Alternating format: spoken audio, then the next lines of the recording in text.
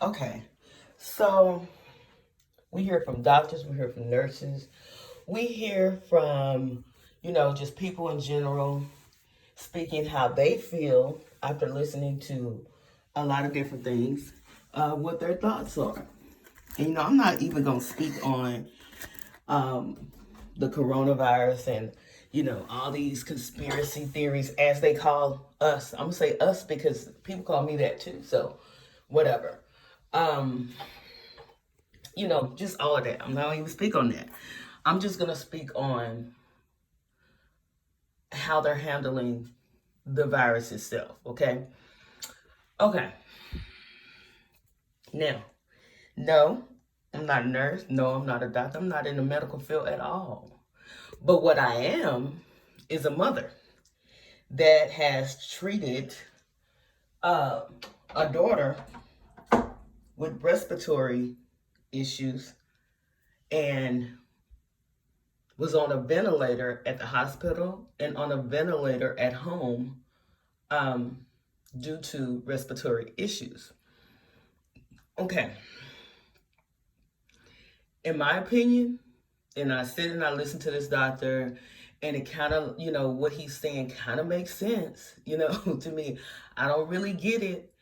Um, I don't know. I don't know how they're actually treating these patients. I hear a lot of intubating going on and all of that, but the settings for the ventilator, you know, and a lot of people don't really understand. People get intubated and people are on a ventilator, but the question, what he said makes a whole lot of sense.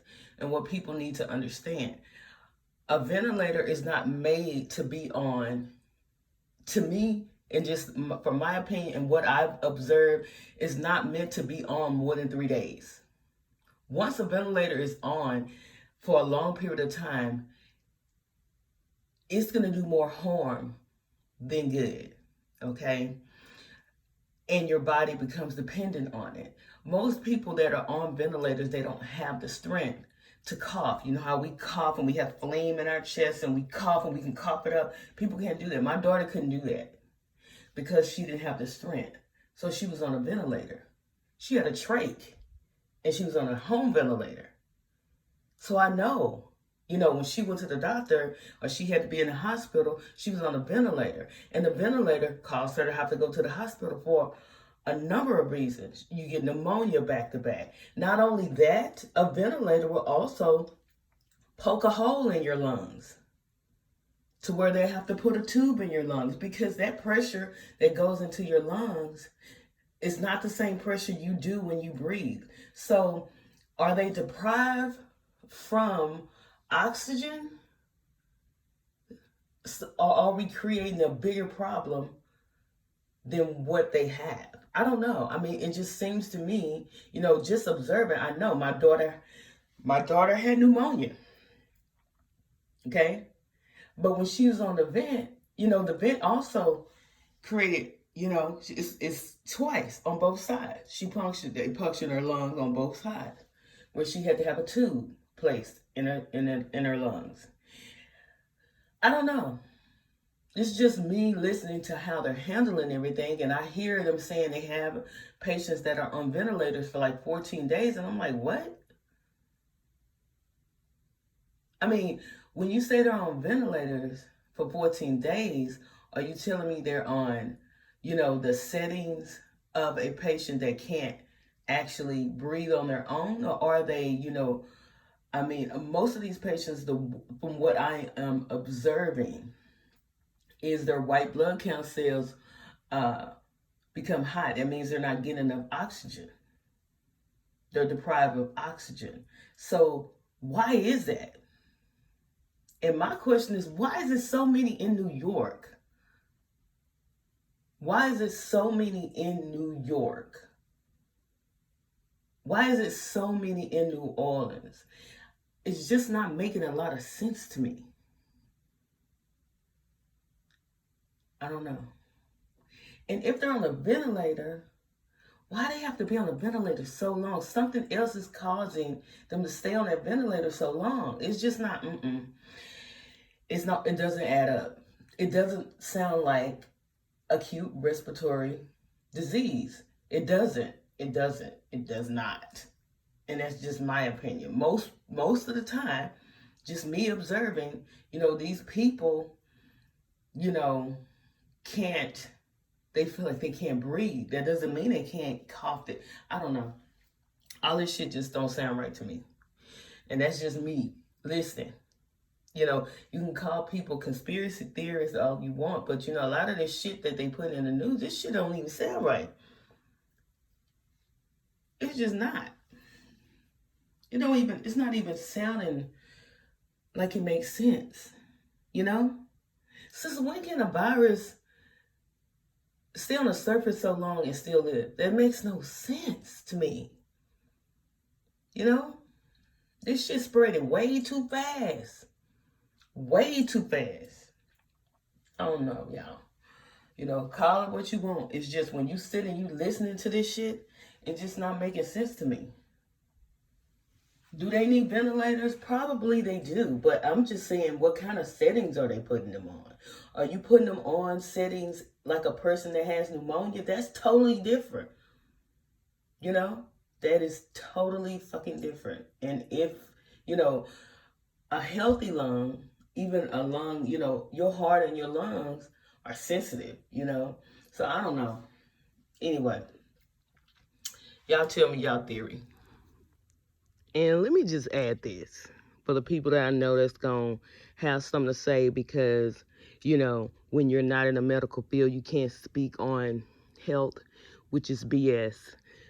When you have actually taken care of somebody that's been on a ventilator for a long period of time and you have actually had to check their settings, all of this stuff, and you've seen the different reasons why they go to the doctor or the hospital because of the vent or for whatever other reason, you can speak on it because you have observed this over a long period of time.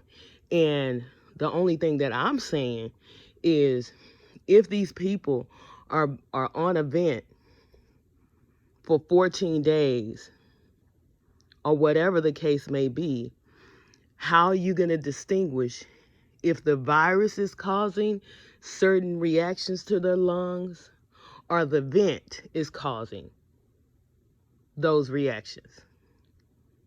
Because if they're not, I know most of the time when you put a person on the vent is because they're deprived of oxygen, right?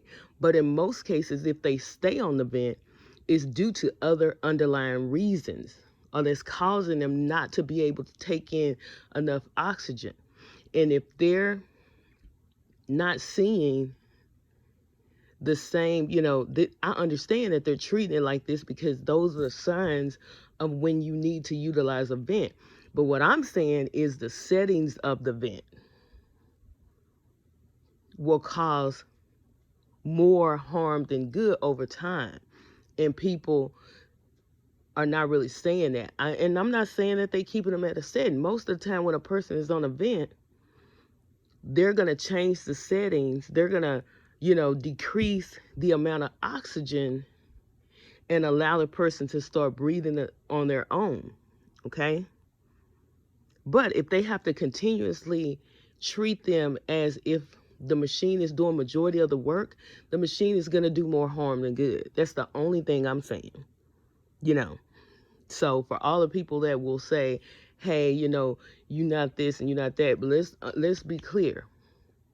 When a doctor make a diagnosis to use a vent, in this case, they're basing it off of symptoms, and that's fine. And most of the time it's pneumonia, but these people, this is not normal. And they really don't have answers.